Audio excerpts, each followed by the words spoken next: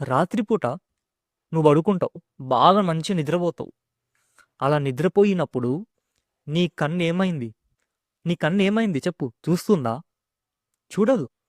నీ చెవు వింటుందా? వినదు. ఆ నిద్రలో ఏమైపోయినాయి? నీ కన్నేమైంది? నీ చెవు ఏమైంది? నీ మనసు కూడా ఆలోచించదు. ఆ గాఢ నిద్రలో ఏమీ లేవు. కన్ను పోయింది, చెవు పోయింది, మనసు పోయింది. అన్నీ పోయినాయి. చెప్పు. మరి ఆ నేను అనే స్ఫురణ ఇప్పుడు ఏమైపోయింది? ఆ నేను అనే స్ఫురణ ఏమైపోయింది చెప్పురా?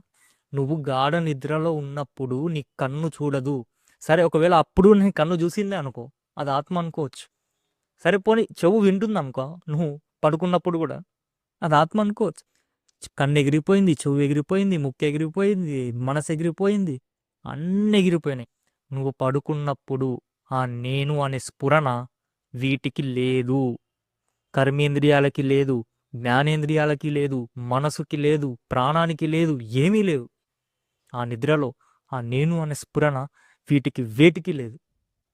ఇప్పుడు నీకు అర్థమై ఉంటుంది. అవును, పడుకున్నప్పుడు వీటికి నేను అనే స్ఫురణ లేదు.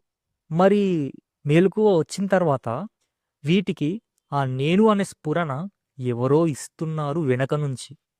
అర్థమైందా? నువ్వే చెప్తున్నావు. అవును, నిజమే. పడుకునేటప్పుడు ఆ నేను అనే స్ఫురణ కన్నికి, చెవుకి వేటికి లేదు. వీటికి ఆ నేను అనే స్ఫురణ వెనకాల నుంచి ఎవరో ఇస్తున్నారని నువ్వే చెప్తావు నాకు.